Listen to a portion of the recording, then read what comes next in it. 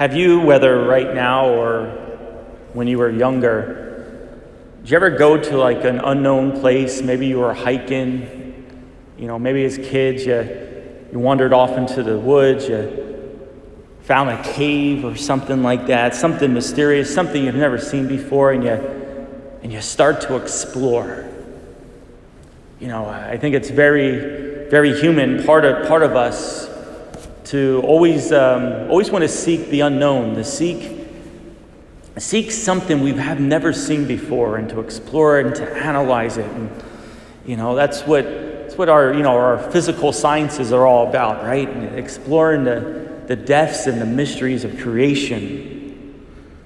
It's kind of the idea that St. Paul is bringing up in our first reading today, as we continue on 1 Corinthians. How the Spirit scrutinizes everything, even the depths of God. So think of the really interesting aspect of Christian revelation, that we get to explore and dig deep, led by the Spirit, of course, not by our own human efforts, but aided and guided by the Spirit to explore the mysteries, the depths of God. As St. Paul was writing this, that was blowing, that concept there of exploring the mysteries and depths of God was something very foreign, especially to his Greek audience. You got to remember how we began this letter. We began this letter with the proclamation, the gospel message, and how St. Paul was proud to proclaim it, that Jesus Christ, the Son of God, had to suffer and die. How the cross was like the most important thing that St. Paul wanted to preach about, and proudly, even though it was a scandal to the Jews and an absurdity to the Greeks. But with that idea, that notion, that's beginning to explore the mysteries of God. To take on the mind, the thoughts, the attitude of God, which, as we discover, are much different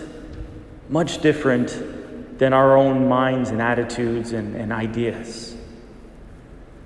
That God wishes to save us not through a military conquest, but through his self-offering.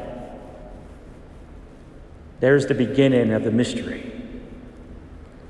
And as we receive the Spirit, as St. Paul tells us, as we receive the Spirit, we receive the wisdom of God. We start to somewhat begin to understand, to appreciate, and at least believe that the way that God is victorious is by the offering of himself to us.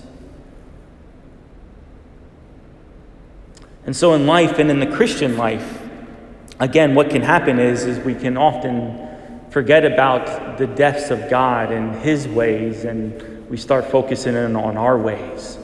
And the solutions to our problems must be conjured up by our own ideas and our own thoughts. And the idea of things like sacrifice are put aside, laid aside. It's contrary to our inclinations. But that's not who God is, and that's not the Spirit that we receive.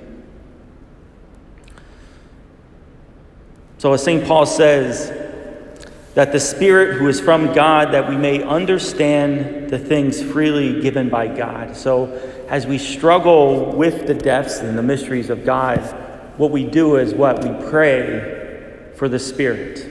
We pray and we ask God to help see the world and help see ourselves in the way that he sees them, in the way that he sees us.